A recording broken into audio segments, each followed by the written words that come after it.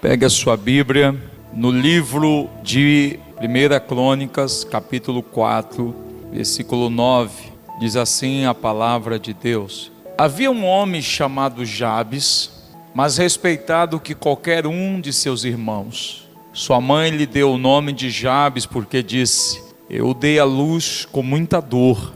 Jabes orou ao Deus de Israel: como seria bom se me abençoasses e expandisses meu território. Sê comigo em tudo o que eu fizer e guarda-me de todo mal e aflição. E Deus atendeu o seu pedido.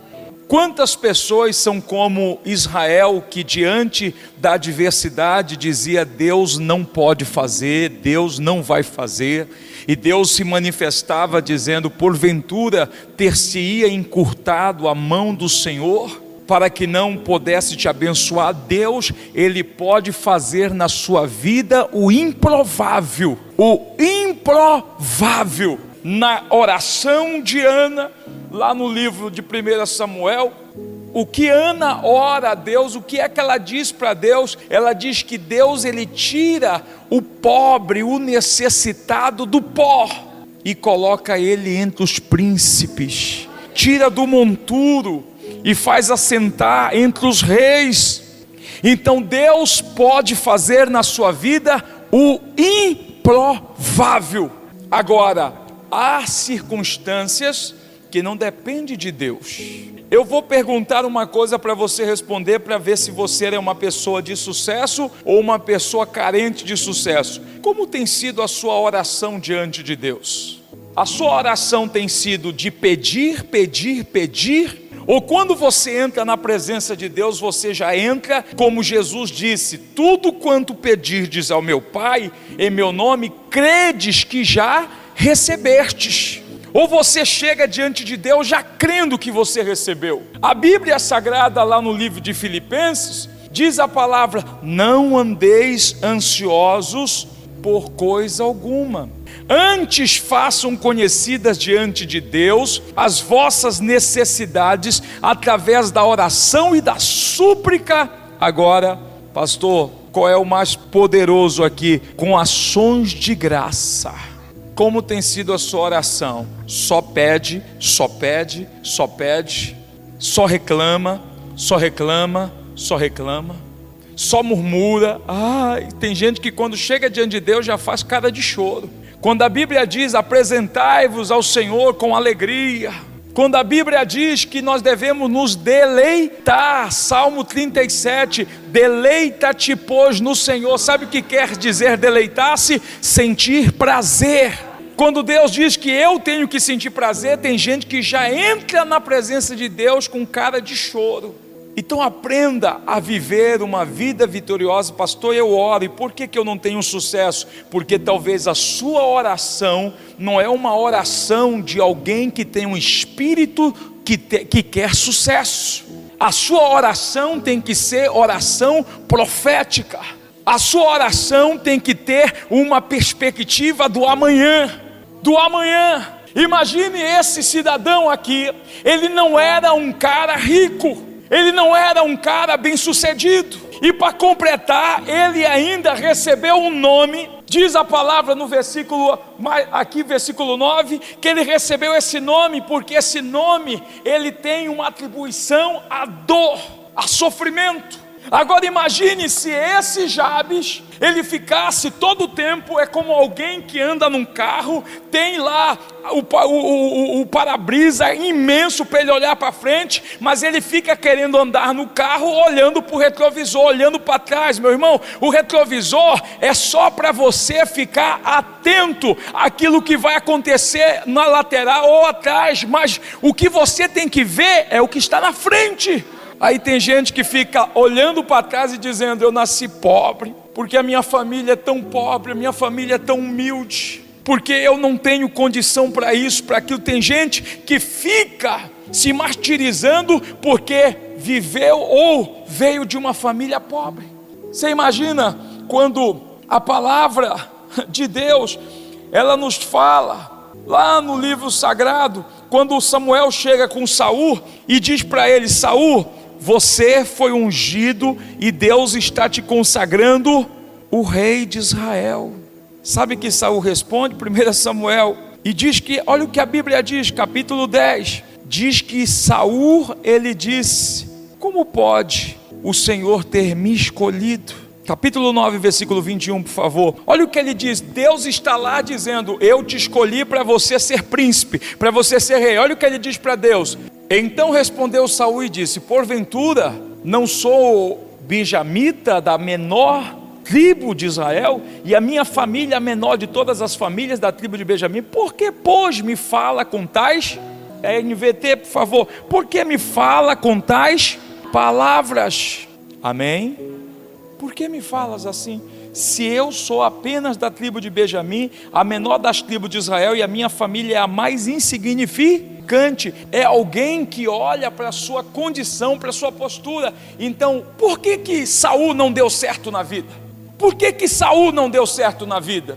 Ele tinha tudo para dar certo. Quem foi que ungiu ele? Deus. Quem foi que preparou ele? Deus. Mas por que ele não deu certo na vida? A resposta está no capítulo 15, versículo 17. Porque ele se achava pequeno. Diz a Bíblia, Samuel respondeu: embora a seus próprios olhos você se considerasse insignificante, porque ele se achava insignificante. Como você quer que Deus te coloque numa posição se você olha para você e se sente um insignificante?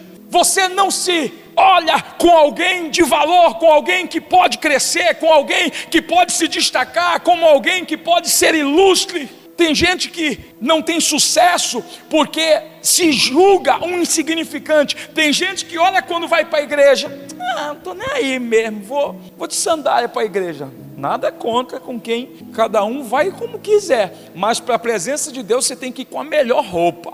Não estou nem aí, vou com essa camisa do Remo para a igreja, vou com essa camisa do Flamengo, do Palmeiras, do Corinthians. Quando você vai numa entrevista de emprego, não tente impressionar, porque o cara não está atrás de pobreza. Ele não está, porque ela precisa. Não, ele está atrás de alguém que vai representar a empresa dele, a firma dele. É disso que a pessoa está atrás. Tem gente que, olha, não tem um trato, porque não se acha digno. Então o Saul, enquanto Saul, ele se achava insignificante aos seus próprios, ninguém achava ele se achava insignificante. Quando você vê alguém se julgando muito assim, às vezes o marido diz para a mulher: por que tu não gosta de mim? Por que tu não me amas mais? Porque eu não significo nada. A autoestima dele está baixa, é ele que está doente. É ele que se vê daquela forma e ele pensa que as pessoas estão vendo ele como ele se vê. A mulher, às vezes, como disse a delegada aqui, o homem nem presta atenção em muitas coisas, mas ela se sente tão insignificante que ela começa a dizer para o cara, mas aquilo que ela fala é do que o coração dela está cheio.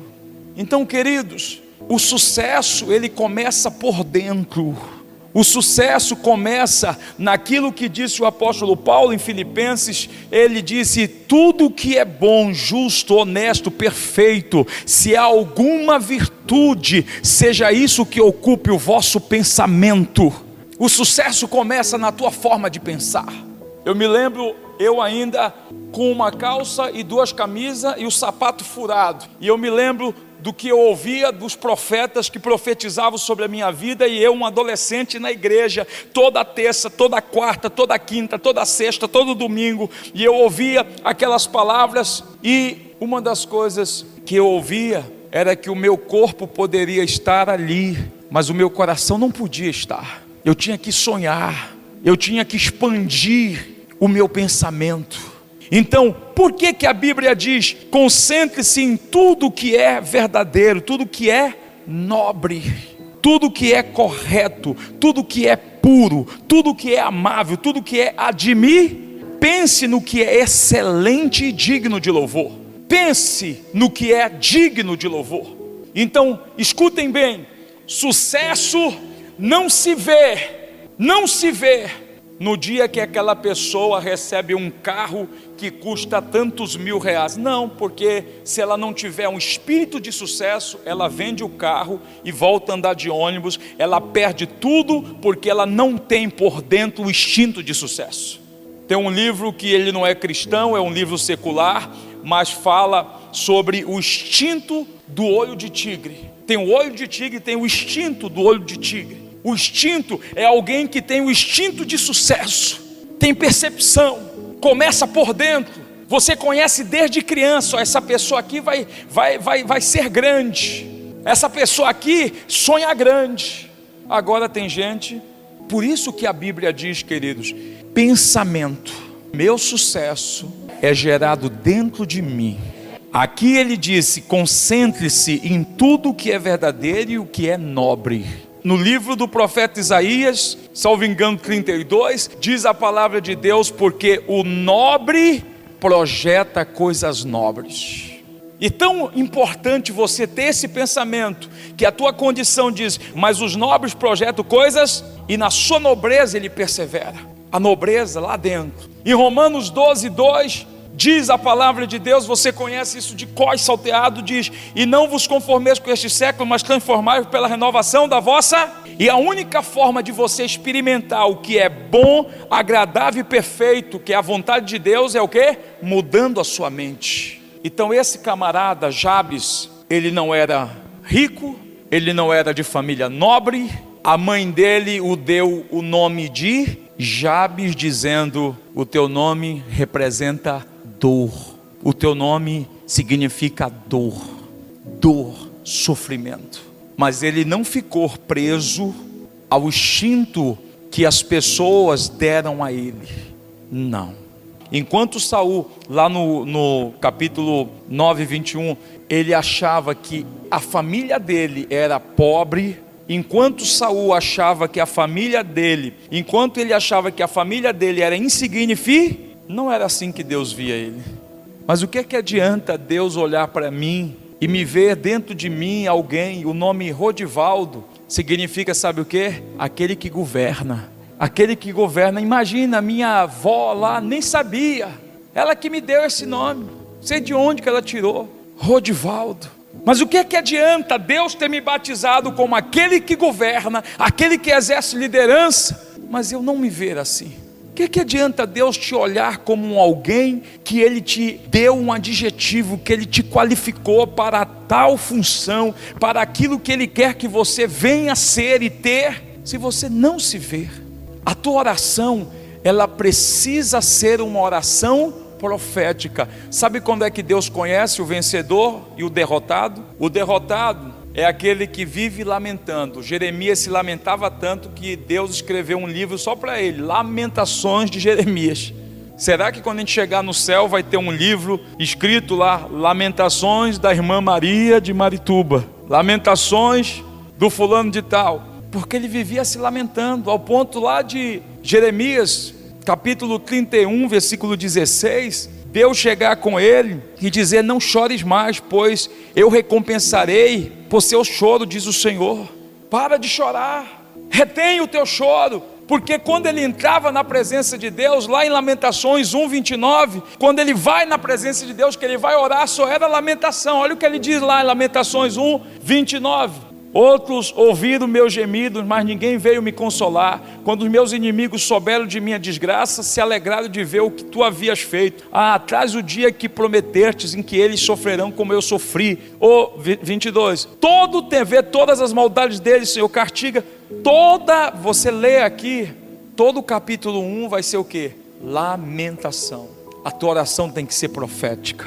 Você tem que pedir que Deus revele a você como Ele te vê. Você tem que profetizar. 1 Samuel 15:17. Embora a seus próprios olhos você se considerasse insignificante, não se tornou o líder das tribos de Israel. Sim, o Senhor ungiu rei sobre o seu povo. Num dia, embora você se achasse tão insignificante, mas Deus te achou e te salvou e te ungiu para um propósito. Enquanto Saul está assumindo a posição e se achando insignificante, Olha a atitude de Davi. Olha a atitude de Davi. Davi era o quê? O pobre, coitado, esquecido, o menor dos seus irmãos, nem fazer parte do exército ele fazia, mas quando ele chega diante dos homens que estavam perguntando, que estavam ali diante de Golias, ele ouve falar: o que é que darão? Diz a palavra, capítulo 17, 25, por favor. Vocês viram aquele homem? Perguntavam uns aos outros. Ele sai todos os dias para desafiar Israel. O rei ofereceu uma grande para quem o matar. Dará uma de suas filhas como esposa e isentará toda a família dele de pagar. 26. Então Davi perguntou aos soldados que estavam por perto: o que receberá o homem que matar esse filisteu e acabar com as suas provocações contra Israel? Afinal de contas, quem é esse filisteu incircunciso para desafiar o exército do Deus vivo? Enquanto um se achava insignificante, o Davi já se achava um homem ousado e corajoso. Vamos para Jabes. Oração ousada. Ele não era rico, ele não tinha uma família nobre, ele praticamente recebeu um nome carregado de maldição, mas diz a Bíblia que esse homem foi o mais ilustre da sua família. Ele foi o quê? O mais ilustre de toda a sua família. Eu recebo. Peraí, pastor, mas o que fez desse homem, cheio de adjetivos que desqualificavam ele, que levavam ele a aceitar uma vida de fracasso, o que fez ele se tornar vitorioso? Olha só a oração dele. Deus faz distinção na hora da nossa oração. Deus faz o quê? Distinção. Quando Deus luta com Jacó, lá em Gênesis, Jacó, Deus está dizendo para ele: me solta, o dia já está raiando. E o que é que Jacó diz? O que é que Jacó disse? Enquanto o Senhor não me abençoar, eu não vou te largar. O que é que Deus disse para Jacó? A partir de hoje, o teu nome não será mais Jacó, mas Israel, porque como príncipe lutastes com Deus. Você tem sido um príncipe na tua oração? Ou na tua oração tu tem demonstrado que tu é um fracassado? Só se lamenta. Ou quando você chega diante de Deus, você chega com ousadia, com intrepidez e dizer: ó Senhor, eu sei quem me ungiu, eu não serei, está escrito na tua palavra. Isaías 55, o que é que a palavra de Deus diz? Porque transbordarás para a direita e para a esquerda, e a tua posteridade possuirá as nações e fará que se povoem as cidades. 4, o que é que Deus diz? Não temas, porque não serás envergonhada. Não te envergonhes, porque não sofrerás humilhação. Pois te esquecerás da vergonha da tua mocidade, não mais lembrarás do opróbrio da tua viuvez. Não temas, porque tu não serás envergonhado. E não te envergonhes, porque ninguém vai te humilhar. É nisso que eu tenho que me apegar. Então eu entro diante de Deus reafirmando o que eu sou. Eu não entro olhando as circunstâncias. Então quando Jacó luta com Deus, Deus muda o nome dele e chama ele de príncipe, porque ele lutou com Deus. Então aprenda na tua oração a lutar com Deus. Não vou te largar.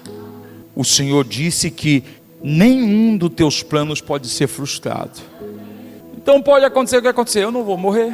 Por que tu disse que tu não vai morrer? Porque Deus tem uma promessa e Ele ainda não cumpriu. Então tu pode ter febre de 50 graus, não vai morrer. Vai tomar banho no rio Uriboca, mergulha, te joga, coloca gelo na tua cabeça, mas tu não vai morrer, porque você tem convicção de que você tem promessa. Então o Jabes vai para a presença de Deus e ele disse para Deus: ó, tomaras que me abençoes, tomara que me abençoe. Ele fica preso às amarguras do seu passado? Ele fica, porque pastor, a minha mãe me amaldiçoou, e daí? Tu és nova criatura, as coisas velhas já se passaram e tudo se fez novo. Pastor, porque o meu pai, a minha avó, meu avô, meu tio, meu padrasto, minha madrasta disseram para mim que eu não ia ser nada na vida. E daí? Todo escrito de dívida que constava contra ti foi removido da tua vida quando você entregou sua vida para Jesus. Jesus te libertou. Jesus te deu uma nova identidade. Tire o foco do passado, da derrota. Tire o foco do seu pai, da sua mãe, o que eles não foram. Tire o foco. Não te limites por conta como Saul. Por que Saul se limitava? Porque ele achava a família dele limitada. Por que ele se achava insignificante? Porque ele achava a família dele insignificante. Então, enquanto isso, quando você olha para a história de Davi, diz a palavra de Deus que o Saul, ainda no capítulo 17, diz a Bíblia que o Saul chama um dos soldados e pergunta para ele: de quem este homem é filho? De quem este homem? Quem é o pai dele? Imaginava ele que o pai dele era alguém importante, alguém guerreiro. Olha o que diz a palavra de Deus, por favor. E ouvindo essas palavras que Davi havia falado, anunciaram a Saul, que mandou chamar. E Davi disse a Saul: não desfaleça o coração de ninguém por causa dele, teu servo irá e pelejará contra este filisteu. Queridos, não te guie pelo que os seus pais foram. Cuidado para você não se achar um insignificante e o instinto de sucesso ser destruído dentro de você. Em 2 Coríntios capítulo 6, versículo 12, diz a palavra de Deus: não tendes limites em nós, mas estáis limitados em vossos próprios afetos. NVT, por favor. Não falta amor da nossa parte, mas vocês nos negaram seu afeto. Ou seja, essas pessoas às vezes elas estavam presas nos seus próprios sentimentos. Não estáis estreitados em nós, mas estáis estreitados nos vossos próprios. Os teus sentimentos estão te limitando. Você às vezes está se limitando, porque você está se julgando alguém sem valor. O Jabes, a primeira coisa, primeiro tem até um livro, a oração de Jabes. O primeiro nível da oração ousada de Jabes, o primeiro nível da oração de Jabes é o quê? É esquecer o passado e desejar um futuro de glória. Tomara que o Senhor me abençoe. Que o Senhor me abençoe. É a primeira coisa que ele invoca. E quando ele diz tomara que o Senhor me abençoe, ele está olhando para frente. A segunda coisa que ele diz aqui é que o Senhor me alargue as fronteiras. O que é que ele está pedindo? Ele não olha para os limites aonde ele vivia, o que os pais deles limitaram ele nos limites. Ele fala que o Senhor me tire deste lugar e que o Senhor me faça chegar em lugares maiores, que o Senhor amplie os meus horizontes, que o Senhor faça eu ir além. A sua oração, ela tem que ser carregada de alguém com instinto de sucesso, cheio de instinto de sucesso. O teu pensamento, não deixe a tua condição te limitar, não deixe a tua mente te limitar, não deixe. Olhe para Deus que lhe fez a promessa, aí você não vai desfalecer. Se você olhar para você, você vai se limitar. A Bíblia diz lá em Romanos capítulo 4, que Abraão não olhou para a sua idade já avançada, nem para o ventre de Sara que já estava amortecido, mas ele creu que aquele que fez a promessa, capítulo 4, versículo 16, por favor. Como está escrito, por pai de muitas nações te constituí perante aquele no qual creu, o Deus que vivifica os mortos e chama à existência as coisas que não existem. Abraão esperando contra a esperança, diga, não havia esperança, mas ele creu, mesmo não tendo esperança, segundo o que fora dito a ele, assim será a tua descendência. 19, e sem enfraquecer na fé, embora levasse em conta o seu próprio corpo amortecido, sendo já de 100 anos e a idade avançada de Sara. Olha o que diz o 20, não duvidou da promessa de Deus, mas pela fé se fortaleceu, estando, 21, convicto que aquele que lhe fez a promessa era poderoso para cumprir. Não deixa que os teus pensamentos, que as circunstâncias, que as pessoas limitem você. Você não é insignificante. Deus te deu uma unção e que o desenvolvimento dessa unção só depende de você.